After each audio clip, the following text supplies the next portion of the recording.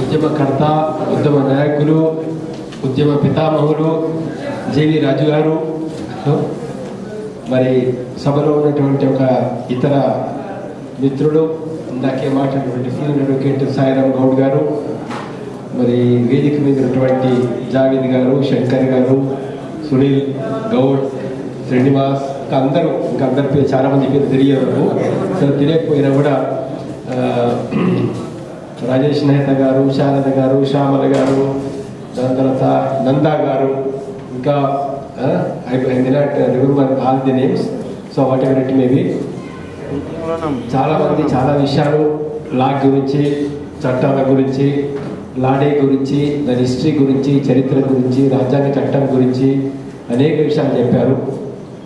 సరే, నేను అవన్నీకి చెప్పను, కానీ ఒక్కొక్క 2 కథలు చెప్తాను చెప్పు, అంతే. ఈ జీవితం చెప్పాలా, జీవితం చెప్పాలి. పుస్తకాలు ఏముంది, పుస్తకాలు అన్నీ ఉంటాయి.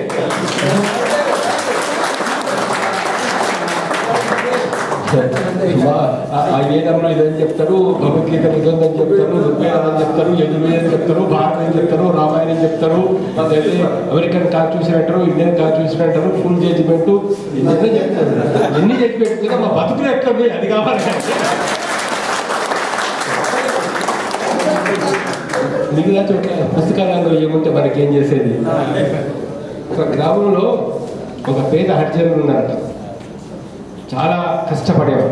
సార్ రాజుగారు మీరు వినాలి, సార్ మీరు వినాలి, అందుకని చాలా పేద కుటుంబం అన్నాడు. సో ఊరు పక్కనే అడవి ఉంది, బతకాలంటే భూమి కావాలి. భూమి వస్తే 4 మెతుకులు తినచ్చు, నా పిల్లలకు కాస్త రొట్టె పెట్టచ్చు, కాస్త జొన్న పెట్టచ్చు, కాస్త అన్నం పెట్టచ్చు అని చాలా కష్టపడి పగలు రాత్రులు భార్య బిడ్డలు పిల్లలందరూ కష్టపడి మొత్తం 10 ఎకరాల భూమి అంతా కూడా, అడవంతా కూడా సాగులోకి తీసుకొచ్చి రాళ్ళు రీపి రప్పలన్నీ తీసేసి, ముళ్ళు కంపలు తీసేసి, చేతులు ముళ్ళు గుచ్చుకోగా రక్తం గారంగా కష్టపడి భూమి మొత్తం సాగులోకి తీసుకొచ్చి వ్యవసాయం మొదలుపెట్టాడు. చాలా కష్టపడి వ్యవసాయం మొదలుపెట్టి ఇక పంటలు వస్తున్న సమయానికి దొరబారు వచ్చాడు. ఏంగా రాజుగా ఏం చేస్తున్నారా ఇక్కడ? అయ్యా భూమి చేసుకుంటున్నాయా, కష్టపడి నేను కూడా భార్య పిల్లలు ఇంత కష్టపడి 10 ఎకరాల భూమి, 20 ఎకరాలు 10 ఎకరాలు సాగు ఎవడు అనుకున్నావురా నువ్వు? అదేం దొర, అడవి భూమి కదా, నేను కొట్టుకొని నేను సాగు చేసుకున్నా, నేను మొత్తం సాగు చేసిన దొర, నీకేం తెలుసా? ఈ భూమి మా తాతలది, ఈ భూమి అంతా గవర్నమెంట్ భూమి, మాది గవర్నమెంట్ అంటే మా భూమి తెలపలా, నువ్వెట్లా దున్నుతావురా, నువ్వు ఎట్లా సాగు చేస్తావు? అదేం దొర, నేను కదా సాగు చేసిన, నేను కదా దున్నుతున్నా, నేను కదా పంటలు పండిస్తున్నా అంటే, భూమి నీది కాదు, భూమి నాది. నేను కావాలంటే పట్వారిని అడుగు, కావాలంటే తహసీల్దార్ని అడుగు, దానికి గవర్నమెంట్ అడుగు, భూమి నాది. మరి నేనేం చేయాలి దొర? వెళ్ళిపోయి ఇక్కడికి అట్టెట్ట దొర, నేను కూడా సాగు అయితే చెయ్యి చేసిన దానిలో ఎంత ఇయ్యాలో నేను చెప్తాను, నీకు పంట ఎంత భాగం ఇయ్యాలో నేను చెప్తాను. ఏ భూమి అయితే సాగు చేసి తన సాగులోకి తెచ్చుకున్నాడో, ఏ కుటుంబం అయితే 6 వారాలు కష్టపడ్డాడో, ఆ భూమికి వాడు జీతగాడైపోయి వాడి భార్య పిల్లలు సంవత్సరం అంతా కష్టపడి మొత్తం పంటనంతా కూడా తీసుకొని వస్తే దొరవారు ఏం చేస్తున్నారంటే, వేరే నీ భాగం తీసుకొని ఒక 3వ వంతు 4వ వంతు బతకడానికి సరిపోయిస్తున్నారు. ఇది జరిగింది. ఇది అయిపోయిన తర్వాత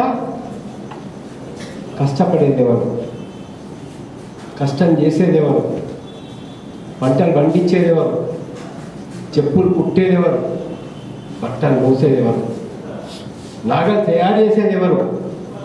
ఏదైనా ఏ కష్టం మోళ్ళు తీసే దగ్గర నుంచి మొదలు పెట్టుకుంటే ఇవాళ ఫ్లైఓవర్ బ్రిడ్జి కట్టేంత వరకు కష్టం చేసేదేవారు. అది మట్టుకు మనం గుర్తించుకోవాల్సిన అవసరం ఉంది ఇక్కడ.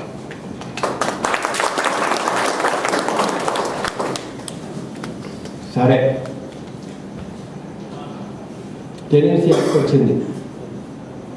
తెలంగాణ ఏరియాలో టెనెన్సీ హక్కు, దున్నేవాడికి భూమి తప్పించి ఇంకోటి ఏం లేదు అక్కడ. అందులో ఒక ప్రొవిజన్ పెడతారు, సెక్షన్ 19. ఏంటంటే సరెండర్ చేసుకోవచ్చు. సో ఎన్ని భూములు సరెండర్ పేరు మీద దొంగ సంతకాలు పెట్టి టెనెంట్ వచ్చి సరెండర్ చేశాడని చెప్పేసి ఏ భూములు అయితే మనకు 38 వచ్చే అధికారం ఉన్నటువంటి భూములన్నీ కూడా అటువంటి ఒక సాగుదారులకు లేకుండా చేసినారో చరిత్ర చూస్తే లెక్కలు తీస్తే మొత్తం మనకు తెలిసిపోతున్నటువంటి ఒక పరిస్థితి. ఇది ల్యాండ్ రిఫార్మ్స్ యాక్ట్ కానీ ఇది టెనెన్సీ యాక్ట్ కానీ ఎట్లా అమలు జరుగుతుంది, ఎట్లా భూములు వచ్చినటువంటి లెక్కలు చూస్తే మనకు తెలిసేటువంటి ఒక పరిస్థితి. సరే, మనకి ఎక్కువ టైం లేదు. మనకు రిజర్వేషన్స్ వచ్చేసినాయి, పొలిటికల్ రిజర్వేషన్స్ వచ్చేసినాయి.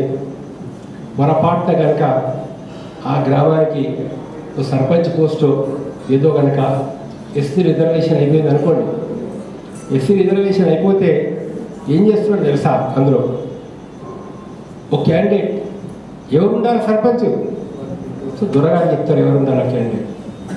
సో ఎలక్షన్ ఆఫీసర్ పోతున్నాడు గ్రామానికి, ఏది సర్పంచ్ డిక్లేర్ చేయడానికి, అక్కడ నామినేషన్ తీసుకోవడానికి. సో గ్రామ పంచాయతీ ఆఫీస్ అయితే అక్కడ మూల కూర్చుంటుంటుంది, ఆమె అక్కడ కూర్చుంటుంది కింద. సర్పంచ్ ఇక్కడ దొరవారి ఇక్కడ కూర్చుంటాడు, గ్రామాధికారి ఇక్కడ కూర్చుంటారు. ఏదే సర్పంచ్ క్యాండిడేట్ ఎక్కడున్నాడు? అయ్యా దొర నీ బాధ్యత కళ్ళొక్క వచ్చిన అయ్యా దొర అక్కడ కూర్చుంటుంది అక్కడ కింద. అరే నువ్వు సర్పంచ్ అక్కడ కూర్చుంటారు అమ్మాయి, ఇక్కడ కూర్చుందని కూర్చుండాలని చెప్తే దొరవాడు ఎట్లా కూర్చోవాలంటే కదా. So this is the democracy. Democracy in practice is this. సంతకం పెట్టండి, సంతకం పెట్టాలా, ఏ డిలేస్ వచ్చింది, ఏ వర్కర్ ఆర్డర్ కింద ఎంత శాంక్షన్ అవుతున్నది, ఏ కాంట్రాక్ట్ పనులు ఎవరికి పోతున్నది, ఎంత పోతున్నది, ఈ అంగోటా పెట్టే సర్పంచ్కి ఎంతవరకు తెలుసు. ఆ గుడిసె 5 ఏళ్ల క్రితం అట్లనే ఉంది, ఇప్పుడు అట్లే ఉంది. కానీ ఆ గుడిసె కనీసం ఇల్లు అయిందా, ఇల్లు అవుతున్నదా? So this is political democracy. This is political democracy. సరే, మనకేంటంటే అన్యాయం జరుగుతుంది, అక్రమం జరుగుతున్నది. సరే, తెలంగాణకు అన్యాయం కావచ్చు, ఇంకోళ్ళకి అన్యాయం కావచ్చు, ఇంకోళ్ళకి అన్యాయం కావచ్చు. ప్రజల అసంతృప్తి వచ్చింది, నిరుద్యోగం వచ్చేసింది, పోరాడాలా.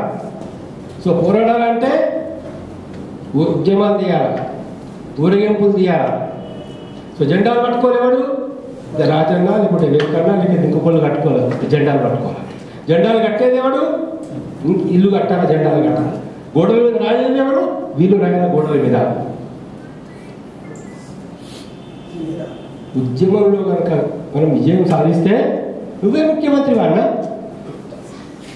నిన్నే ముఖ్యమంత్రి చేస్తా, నిన్నే ముఖ్యమంత్రి చేస్తా.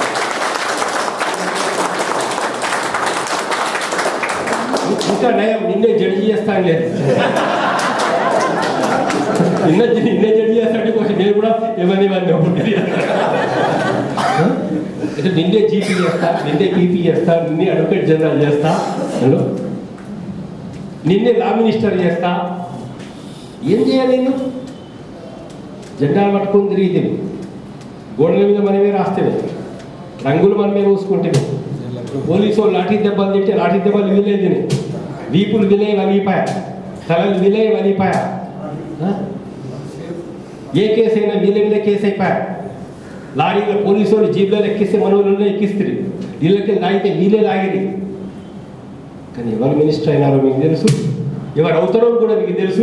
కానీ ఎవరు బంగాళ ఇస్తున్న బంగాళ కట్టదో మీకే తెలుసు, ఎవరు జిబ్లు ఇస్తున్న బంగాళ కట్టదో మీకే తెలుసు.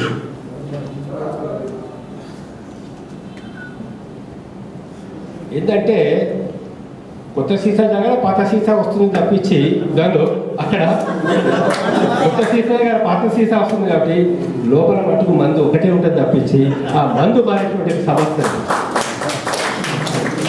సో ఎట్లా మందును మార్చాలా, మందుని ఎట్లా మార్చాలా? ఇక్కడ ఏంటంటే మొత్తం కరెంట్ పోయింది అనుకోండి, కరెంట్ పోతే మన వాళ్ళు అందరూ కూడా ఏమని చెప్తున్నారంటే, ఇక్కడ పోయిందా, ఇక్కడ లైట్ పోయిందా, ఫ్యాన్ ఎందుకు తిరుగుతలేదు, టీవీ ఎందుకు వస్తలేదు, ఏసీ ఎందుకు వస్తలేదు, అక్కడ సాఫ్ చేయి, ఇక్కడ క్లీన్ చేయి, ఇదే చూస్తున్నావు. కానీ ఎక్కడ నీకు కనెక్షన్ మిస్ అవుతుంది అనేది చూస్తారేమో, అసలు ఎందుకు ఇక్కడ లైట్ వెలుగుతలేదని చూస్తారేమో, ఎందుకు ఈ గుడిసెలో ఉండే ప్రజలు ఇట్లా ఉంటున్నారని తెలుసుకుంటారేమో, ఎందుకు వీళ్ళు ఆత్మహత్యలు చేసుకుంటున్నారు అనేటువంటి ఒక పరిస్థితి మనం ఆలోచిస్తారేమో.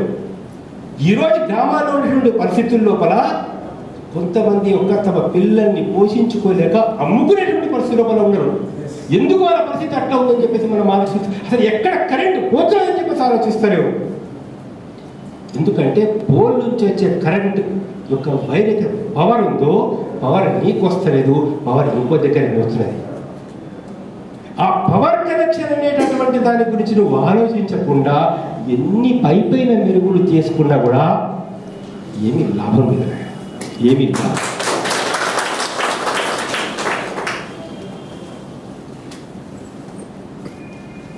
మోస్తున్నావు, మనం పల్లకిని అందంగా తయారు చేస్తున్నావు, పల్లకిలో తివాసి వేస్తున్నావు, పల్లకిలో దిండ్లు పెడుతున్నావు, పల్లకిలో సెంటు పెడుతున్నావు, యాపిల్ పళ్ళు పెడుతున్నావు.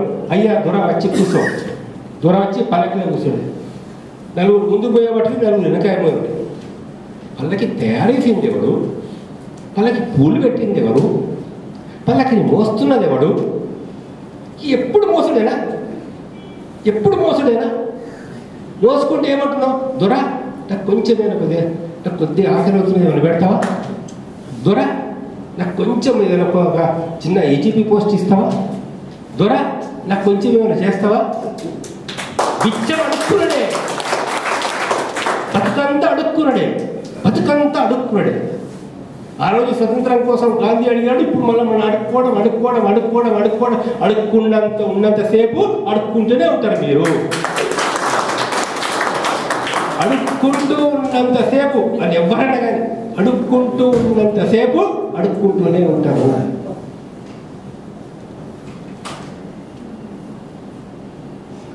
పల్లకి కింద ఎత్తేస్తే అది బయటకు వచ్చి అసలు నడవడం నడవలేడు. పల్లకి మీరేం చేసిన పనిలే, మీరేం చేసిన పనిలే, ఏమి చేయాల్సిన పని. మేము మొయ్యమని ఒక్క మాట అంటే చాలు. మేము మొయ్యమరా నాయన నీ పల్లకి అని అంటే, మేము నీ పల్లకి మొయ్యమని ఒక్క మాట అంటే చాలు. మనసులో చెప్పకుండా అవసరం లేదు. మేము నీ పల్లకి మొయ్యమని అంటే చాలు. 100% ఎవరున్నారు? 180% ఎవరున్నారు? ఏ గ్రామంలో అయినా 180% మంది ఇతర వర్గాల వాళ్ళు ఉన్నారా, లేక అధికారం చెలాయించే వాళ్ళు ఉన్నారా? ఏ గ్రామంలో కానీ, ఏ పట్టణంలో కానీ, ఏ మండలంలో కానీ, ఏ జిల్లాలో కానీ, ఏ హైదరాబాద్ సిటీలో కానీ, ఓల్డ్ సిటీలో కూడా కావచ్చు, 180% మంది ఎవరున్నారు? కష్టపడే వాళ్ళు ఎవరున్నారు? కడుపులో ఆకలితో ఉన్న వాళ్ళు ఎవరున్నారు? బాధలు పడే వాళ్ళు ఎవరున్నారు? 80% మనం ఉండి మనం మోస్తున్నాం. మీరు మోస్తున్నారు కాబట్టి వాటి పల్లకి ఎక్కుతున్నాడు. ఈ విషయాన్ని కనుక మనం తీవ్రంగా ఆలోచించకపోతే లా కావచ్చు, చట్టం కావచ్చు, ఇంకోటి కావచ్చు, చట్టం ఏ చట్టమైనా చట్టం అధికారంలో ఉన్నటువంటి వాడు ఏది చెప్తాడో అది చట్టం.